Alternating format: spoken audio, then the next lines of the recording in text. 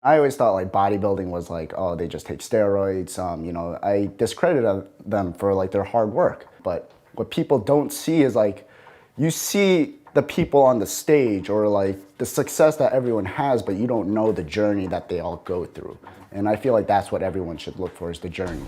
And then in 2009, that's when I saw Kai Green competing in the Arnold Classic, and I was like, wow, who's that? And then I looked up Kai Green, I looked up his life. I saw, the day in the life of Kai Green. I looked at that, and then I realized, wow, I want to give this a shot. I want to try bodybuilding. Kai and the winner of the Train with Kai Green contest for 2014, Steven Whang, are now warmed up and ready to dive into the back and shoulder training session that Steven has been waiting for.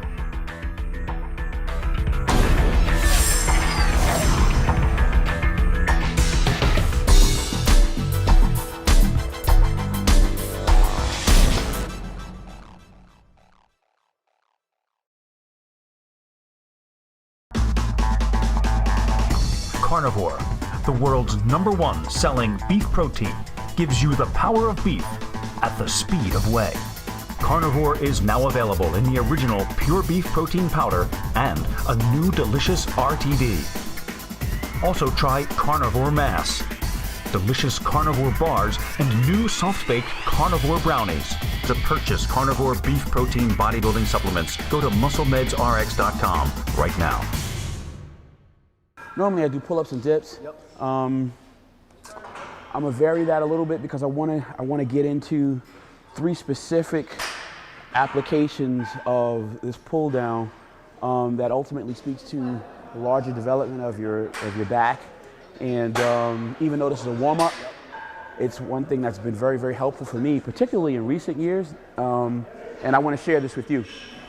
If you notice, I'm not allowed to just allow myself to be pulled all the way up for a bigger stretch. So what I'm going to do is, because I already sense that, right, I'm going to lean back a little bit more and try to allow for my scapula to get the release this way, as opposed to being able to come all the way up. Does that make sense to you?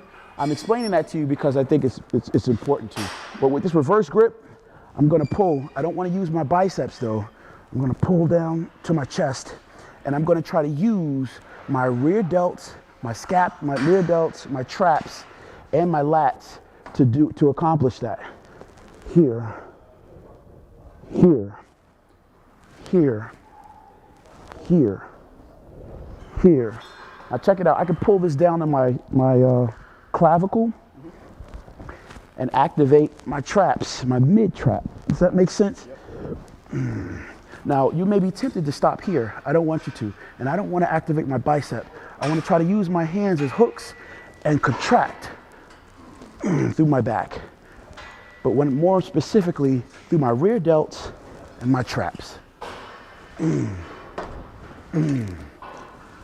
what happens when I got here? I felt the presence of the end of that track. So I lean back to allow Maximum stretch. There you go. Maximum stretch gives me maximum contraction. Why don't you give it a shot?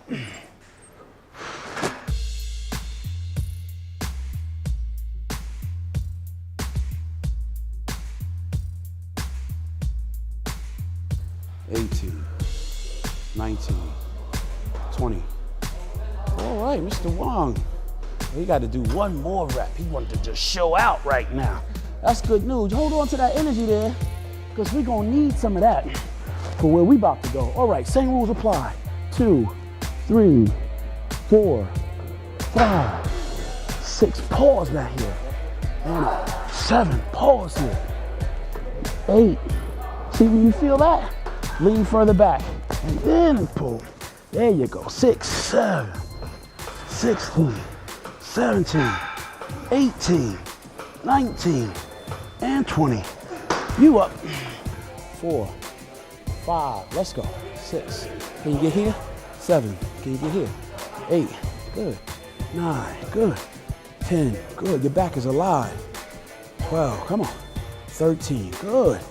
Bang, bang, bang, bang, bang, bang, bang, bang. Yeah. See, this is alive. 10, this is alive. 11, 12, 13, 14, come on, 15, 16, 17, 18, right there is good, leave it there, bang. All right, so remember we talked about 20, 15, 12, 20, 15, 12.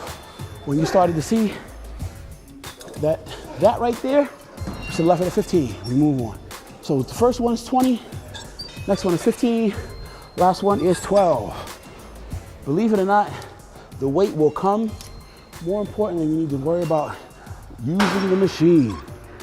Using the machine. All right, you know what though? This is bothering me. That does look a little shorter. When we were doing the close grip pull down, I saw Kai notice that the cable was where you put the clip on was a lot longer than one side compared to the other. We wouldn't have been able to get the maximum stretch because when we did, the weight would have already been touching. So that's why we went on our knees, so we get more of a longer range motion. And when I got back home, I actually started to do that. Good. 5. Okay, hold on. Put it up there. Put it back up. I want you to explore the beauty of this movement. There's things that are kind of come alive for you. All right, so stretch and squeeze. 1, stretch and squeeze. 2, all of this, let's go. 3, make it alive, bring it alive. 4, let's go.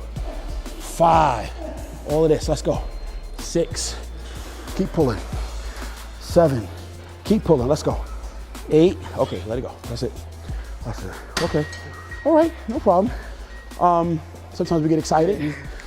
Okay, but 20, 15, 20, 15, 12. And again, as I drop the reps a little bit, I'm increasing the weight a little bit. But the truth is, we still want to be able to almost, like you want to be able to close your eyes, go into your body, and take notice of your muscles and contract them. So even at the top of the movement, you want to be asking yourself, what can I feel there? Can I feel this? Can I feel that? Full stretch on my lats, but am I open? That movement of your scapula, these two triangular bones that sit on the sides of your spine, the movement of those things, of these bones, talk about the move. They tell you what's going on. They're telling you that your lats are activated. They're telling you that your traps are activated. They're telling you if your rear delts are activated. Believe it or not, a lot of times if you're doing these movements that you call back movements, but those two triangular bones are not moving, then that means that your arms are compensating for it. Yeah, that means that, I'm sorry, go ahead. No. I mean, that's why I like what you're talking about, the stretch. I usually like to let the gravity work with it, so it pulls me up and then pull down. Perfect. Yeah. Perfect, and you did that perfectly. So I know you understand that concept. Okay, we're gonna move on from here, pull it to the up. Now from having done those two first, believe it or not, your whole back should be alive and warm. Sometimes you hear people talk about leaning back or not. Really importantly, it's important to lean back, but not just to lean back to try to pull the weight. But what's happening is there's longitudinal muscles that align your spine along from your coccyx all the way up. And what they do is, in order to contract, in order to bend your back, they contract. So there's a contraction occurring. When I do that, automatically, I'm taking inventory and bringing online all of these muscles that I want to contract here. So now we're going to pull this and we're going to bury this into our chest.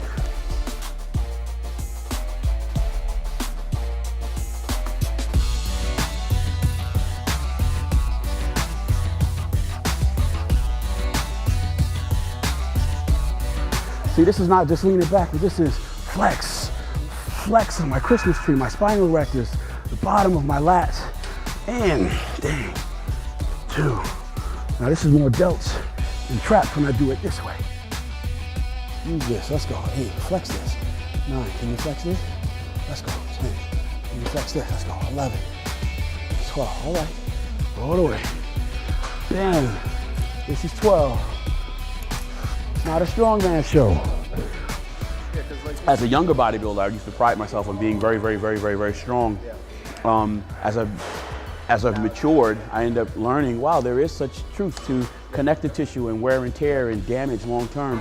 Some of the things you are able to get away with as a result of just being a younger organism, you know, with newer organs and newer tissue that has not yet been subjected to, you know, the wear and tear for an extended period of time.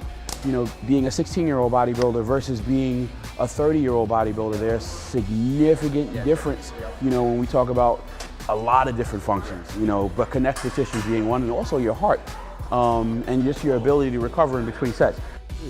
So we started with an underhand, lats, rear delts, traps from a different angle. We went to close grip, speaks to all the longitudinal muscles and the middle of your trap, of your lat, up to your middle trap, and as well as your rear delts. But more specifically, because of the sequence, the way we did that, we spoke directly to right in here. Does that make any sense? You can feel that. Okay, and we finished off again with wide, so we've gotten a chance to start with the top, from the lower to the middle, and then we concentrate our efforts and finished it out. So basically, your whole back right now should feel alive. When you get finished with this, and it's only 3, 3, and 3, so 20, 15,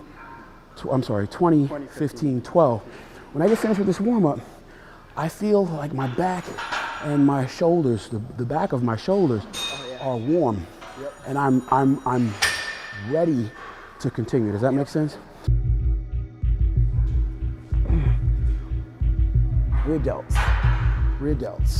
2, 3, 4, 5, rear delts, 6, rear delts, 7, rear delts, 8, rear delts, 9, rear delts, 10, 11, 12, 13, 14, 15, 16, 17, 18, 19, 20.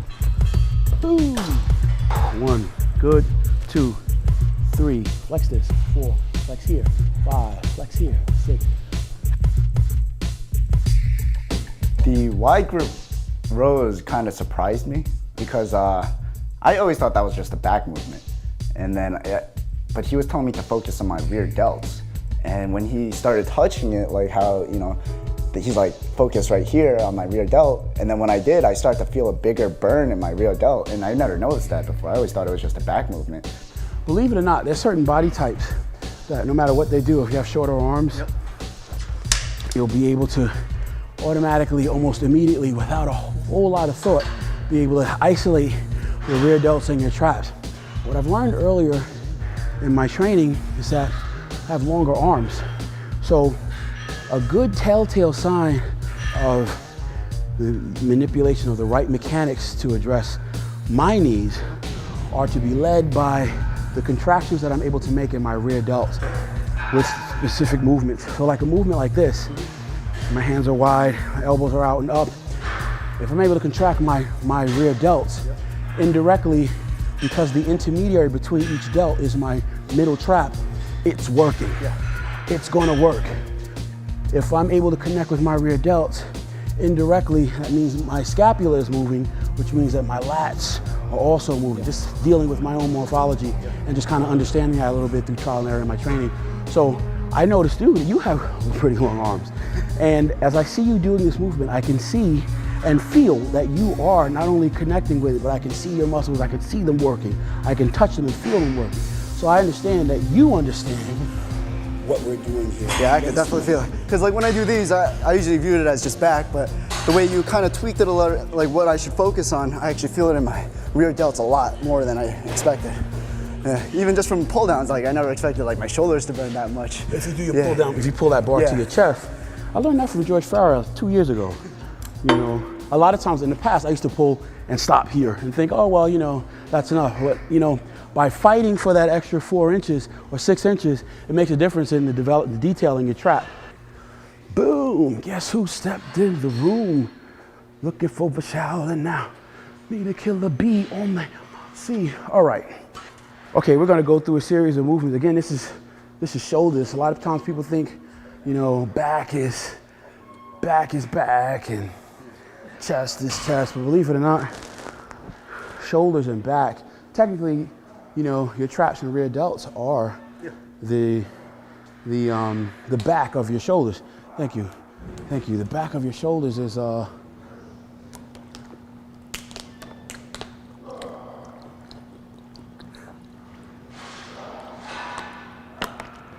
it's actually the top of your back. So, and for a long time I had to try to improve my back. Well, not really my back, but definitely my shoulders. So I learned how to put these movements in the appropriate sequence that helped to improve my posing from the rear, as well as speak a little bit more positively to the judges in the way of the development and its distribution through my back. So, all right, first movement, bang, bang, bang.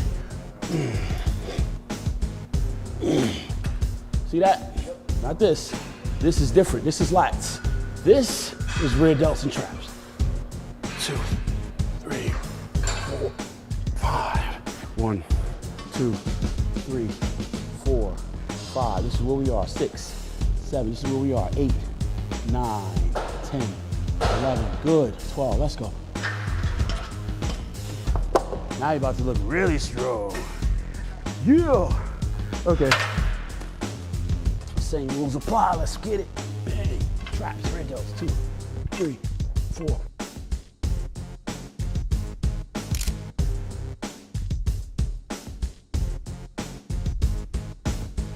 One, use your delts, traps. Here we go. 2, let's go. 3, let's go. 4, that's good.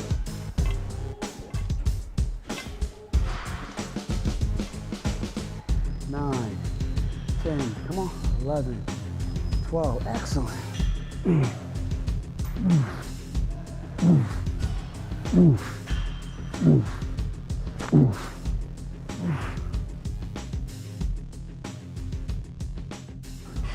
Question. Why would someone do an upright row while still talking about addressing their back? I'm not sure. No? Because this speaks to your traps. Your trap, and believe it or not, the longitudinal muscles of your back. So technically, like when you walk through feeling your radial bicep shot, your traps, particularly how it's spoken to by this movement, it'll make sense. When it makes sense not only in your back training, but also in your shoulder training. There's this area, your middle trap,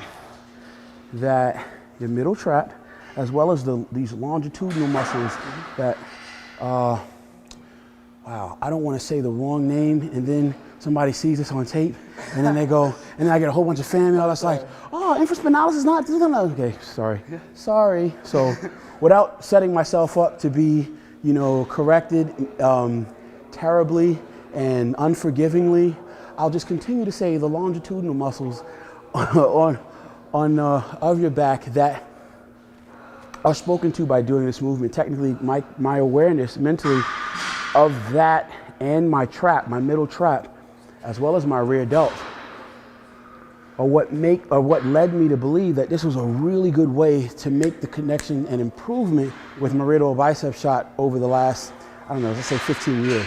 So this is one of those movements. Technically, I could point out a bunch of little specific minutia in the continuum of my personal experience on stage that will support why I feel so strongly about this. But not everybody is as concerned about the specific about my career as I guess I would be, which would be the thing that I would use to support why I'm doing this. But I share this with you because if you are on the road to improving, your shots from the rear as an up-and-coming bodybuilder and as a person that's concerned with the overall ability to develop your physique the way you want to, this is one of those things that I throw at you that will, I hope, be of some good fruit. That helps a lot because every movement that I do, I try to focus on and envision what I'm going to present on stage. Like when I'm doing the double bicep curls on the cables, I kind of plant my foot back as if I'm doing a back double rear bicep, and then I contract each time like that, and I imagine the pose that I'm doing. Sometimes I close my eyes, like you said, really visioning what I'm going to present on stage and what exactly I'm going to do. Very important. It's good that you're doing that. These are things that sometimes that someone may not be able to tell you, that you actually develop on your own, but when you do it, you put yourself along the lines of the right thinking that has helped others that have aspired to do what you're trying to do, make that same connection and do those same things. You'll find that you'll have that in common with someone else that was aspiring to learn how to connect and make their brittle bicep more efficient. The same thing that you just described is the same thing that I've heard a lot of other champions that I looked up to do, and make connections in their effort to make connections with other exercises, just as we are right here and now.